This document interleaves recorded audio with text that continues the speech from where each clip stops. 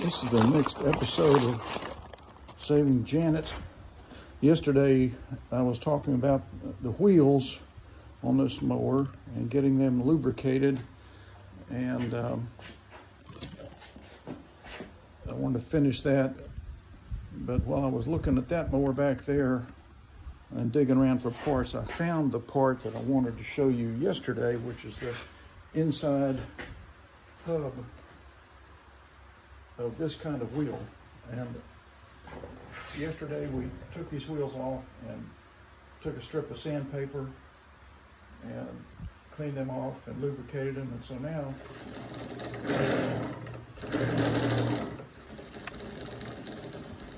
you see how well that turns. This one very almost like a ball bearing wheel. So that's how cleaned up and slick they are and lubricated. Now the other, and these have the metal inner hub, so it's a little more expensive wheel. And what I found some of these, and this is what they look like. And so I wanted to explain this to you. This is on the inside hub of those wheels. And you see those grooves there? So the manufacturer has those plastic wheels, and then, you know, they hammer or punch these things in the center, and those grooves hold it in place, so it's very snug. And so then what happens on these wheels, they last longer because they're metal, whereas the plastic ones, which is what this is the plastic type wheel. It just has a hole, plastic hole, and that spins on the metal, and over time these can get wobbly, and so the manufacturers come up, you know, with this metal. You can see it right there. That's the edge of the metal. These inner hubs, and so they last a long time. The downside of that is that if you leave these out in the weather, you leave your mowers out in the weather, then what'll happen is you'll get rust inside that opening. And then you combine that with the rust on the axle, and what you end up with is this becomes rusted to the axle, and it will not spin. And so owners of these mowers get frustrated, and they start trying to turn them with their hands, and then it'll kind of break loose and they think, oh, I got it. But it never really runs, it never really spins like that. And that's because what's happened is the plastic has stripped away from these grooves, and now the plastic is rubbing on these grooves. It's almost like a brake, you know, so it's or a brake that's applied a little bit all the time, so you're always rubbing against these grooves, because this part is not spinning around anymore with the wheel, which is what it's supposed to do. It's supposed to spin around. That's the inner hub of the wheel. And so what happens is this gets so stiff because the plastic is spinning around this hub, and so then the only option is that you got to get the wheel off and repair it or replace it. And so you take this off, and then you realize, oh man, this thing's stuck on here. I can't get it off. It'll spin with that plastic rubbing against those grooves, but not very well.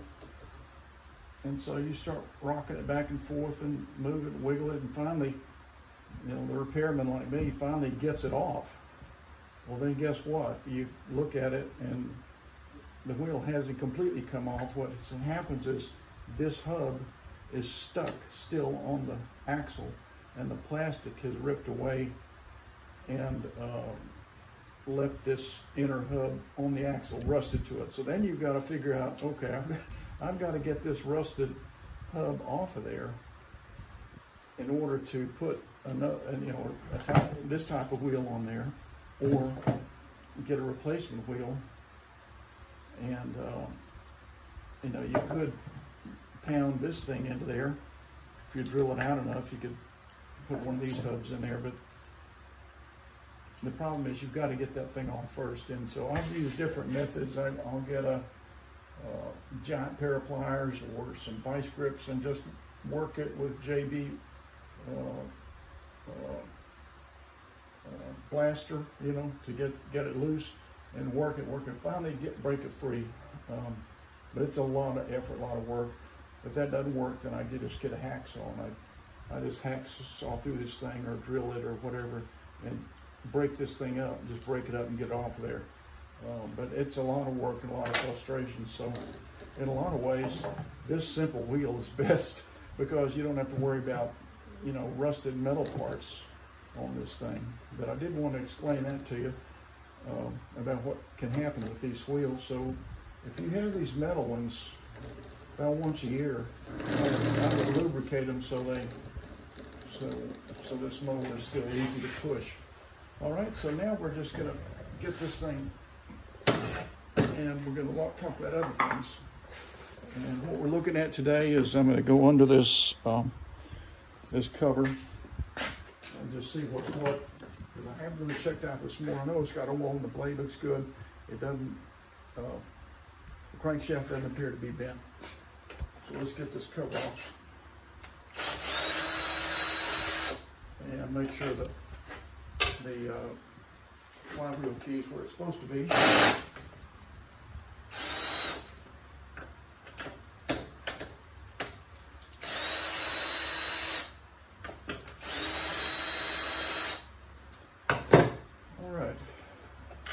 Get these 3 screws off of here, and of course you'll want to be careful lifting this off because you'll have, if you're working really old mowers, you know, abandoned mowers, that kind of thing, that I do a lot. There'll be wasp nests under here, black widows, all kinds of stuff, but this one looks pretty clean.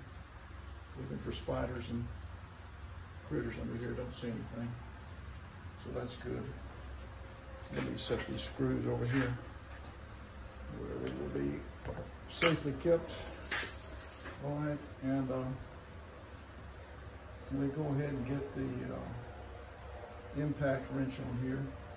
The spark plug wire is off, so that's good. And we're going to make sure that flywheel key is not sheared.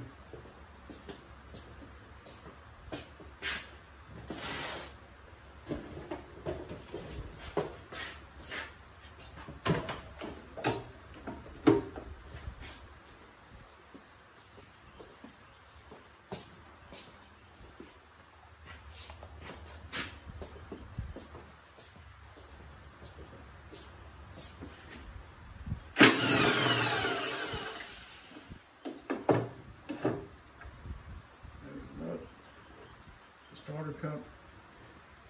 The flywheel key is perfect. Let me show that to you.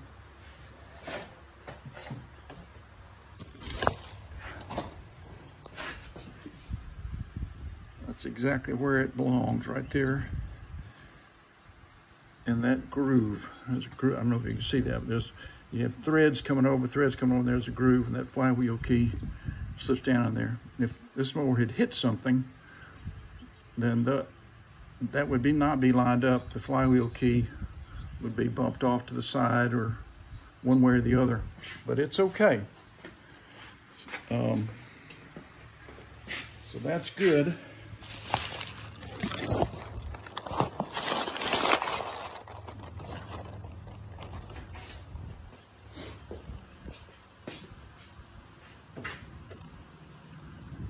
Anyway, that's enough for today. I did want to finish the discussion on the wheels. I'm going to put this back together. I think what I'll do is take my tank and carburetor from Isabella, which had the bent crankshaft, put that on there because I know this one works, and clean this one another time. But we're not going to do that. Oh heck, why not? Let's just go ahead and do it. All right, so I'm going to get this off,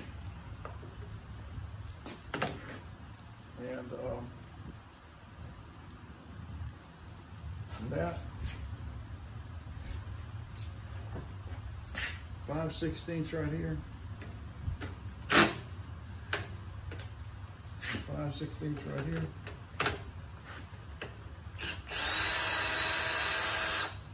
Get those off of there. One and two. And then get the 9/32, which is the purple one from Harbor Freight, and get these inner ones off to get this carburetor and tank off as a unit. And if you watch my videos, you know that's how I do this. This is all going to come off now. But first, got to get that plate off of there. Now, the carburetor and the tank are coming off.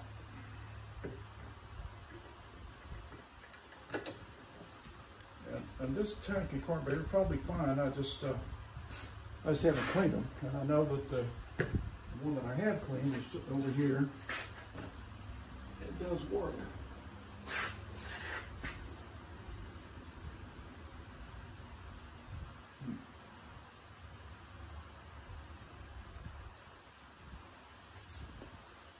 About that, that appears to be leaking right now because I tipped it.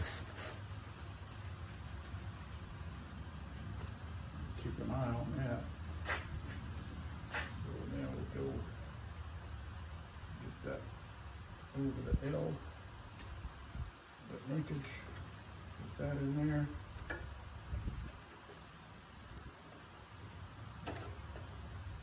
We'll get the tank started in the clips. Now we'll get this on here. Okay. Right on there. Push that all the way down. Okay. Now before I go much further,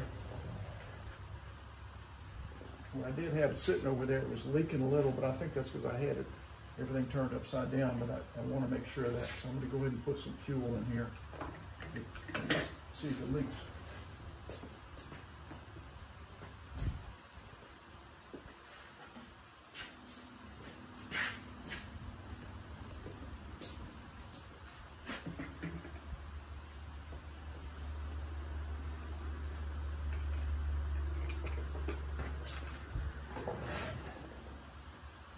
Going to watch this for a few seconds.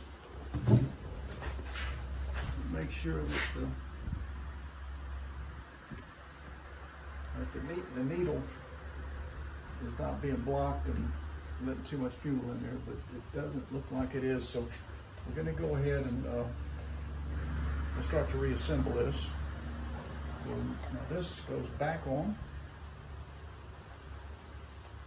and this has to connect to that crankcase vent. There's two pins that go.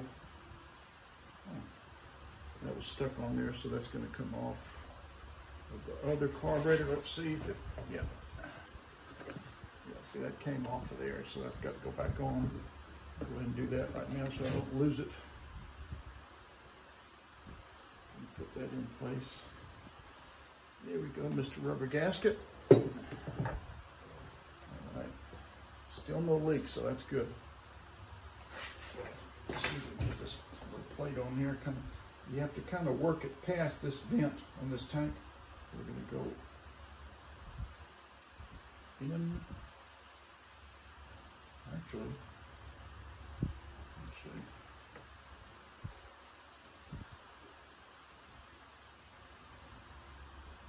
Yeah, that's going to be fine. Okay. So now I'm looking for my little 5/16 screws. I'm going to get those started. 9/32, or you can use a magnet. Let's use the magnet just for fun. Let's see if I can get that started. Do a couple of turns, yep. A couple of turns. Get that started. Right, there we go.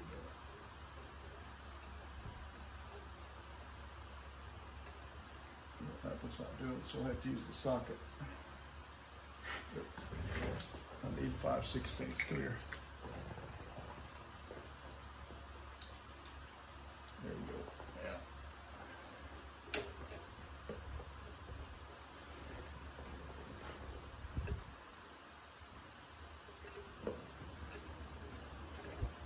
Does not want to go in there. Okay, there you go, I think.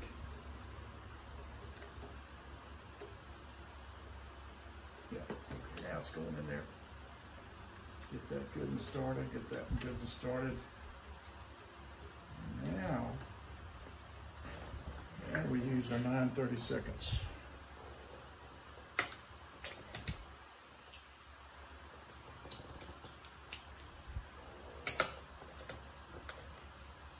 Alright, so that's these little ones right here. So those go on the inside of this square. You gotta make sure that the holes in the carburetor line up with the holes in this plate. Right now that's not. You get one of my little knitting needle guys or wire or something. Okay, it's up, so I've got to get this started. I'll have to angle it up a little bit up in there. Okay, so that's going in. Let's see if this one down here on the bottom. I'll get a close up here. Hang on. Let me show you. Okay, so these are the ones I'm doing now. Those actually connect to the carburetor, 1, and then underneath the bulb is 2, and that's with the 9/32. 5/16 on the outside of this square, and then this one is on slightly on the inside. So this screw and this screw attached to this metal right there, and this attaches this plate to the carburetor, the plastic of the carburetor. So these are the ones you got to be careful not to over tighten, so you end up actually stripping the threads of that carburetor, because you don't want that. So let me snug. I like to get these snugged up first, because I want that seal good.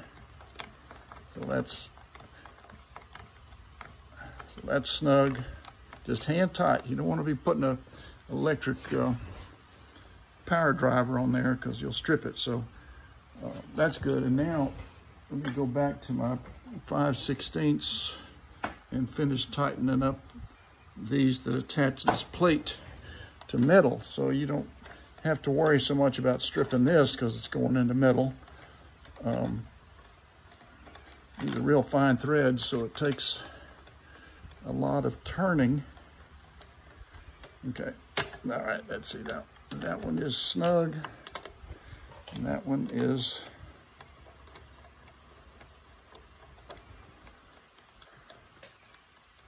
getting there. I'm getting there. Okay, and that's snug. So everything's snugged up there. All right, so we're gonna go ahead and sign off, because I'll be starting this thing in a little while.